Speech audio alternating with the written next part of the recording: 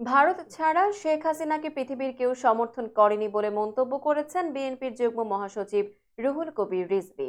রোববার বিকেলে যশোর জেলা স্বেচ্ছাসেবক দলের উদ্যোগে আয়োজিত গণসমাবেশে এসব কথা বলেন তিনি। এ সময় রুহুল কবির রিজভী বলেছেন, শেখ হাসিনা পালিয়ে গেলেও আওয়ামী লীগের লোকজন ঘাপটি মেরে রয়েছে।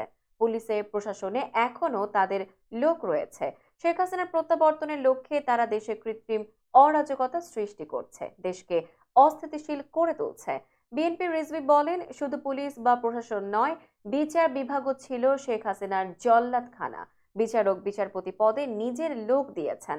খালেদা জিয়া সহ বিএনপি নেতাকর্মীদের সাজা দিতে তিনি এই অপতৎপরতা চালান।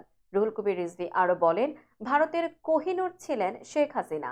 এত দামি একটি হীরা হারিয়ে ওদের মনোকষ্ট থামছেই না।